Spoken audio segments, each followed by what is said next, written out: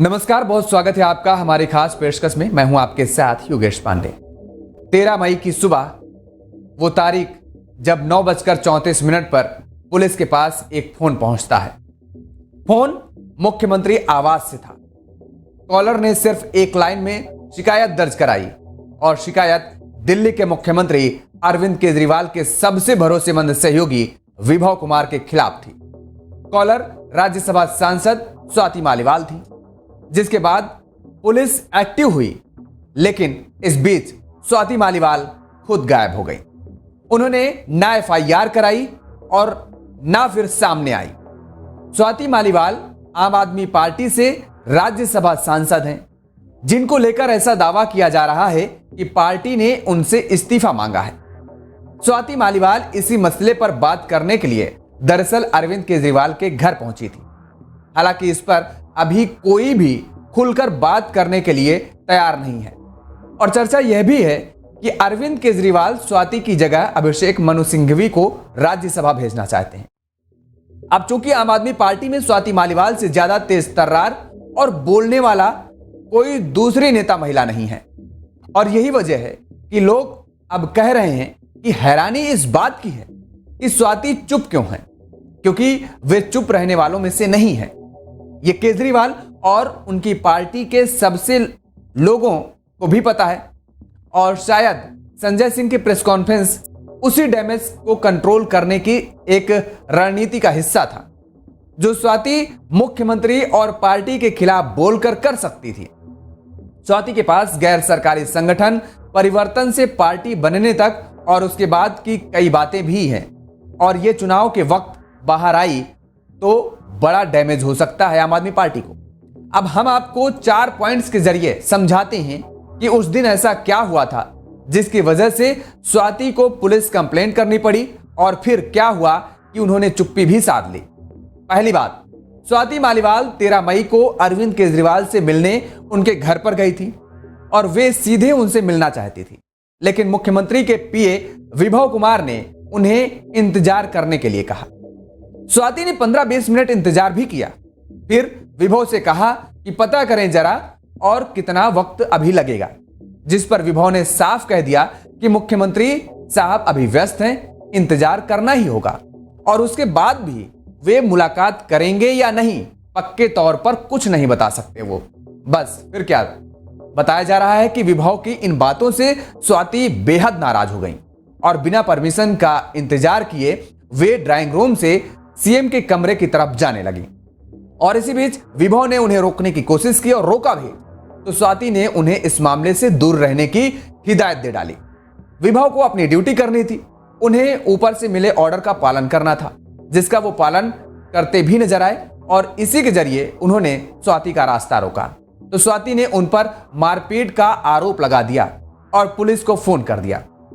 लेकिन इस बीच आपको यह जानकारी भी दे दें और आपके लिए जानना बेहद जरूरी भी हो जाता है कि स्वाति कभी विभव की बॉस थी।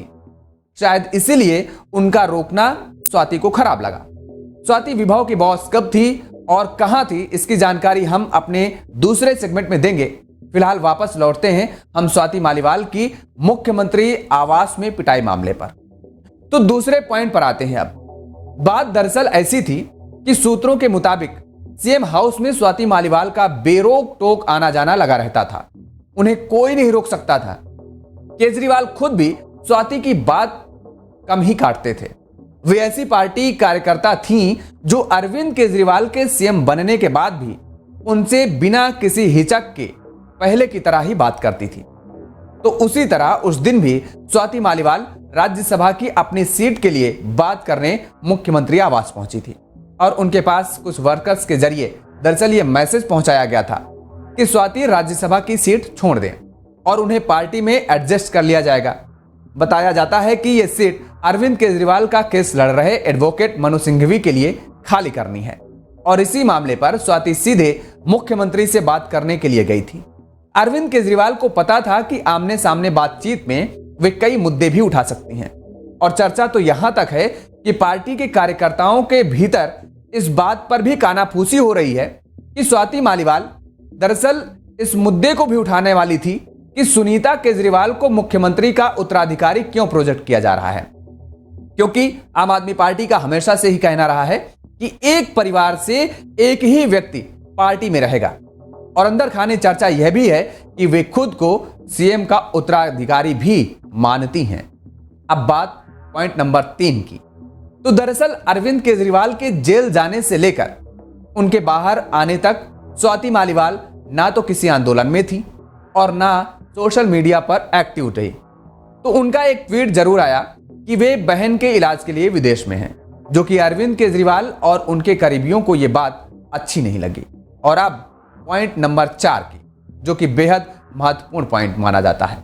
दरअसल चर्चा यह भी है कि स्वाति बीजेपी के संपर्क में है।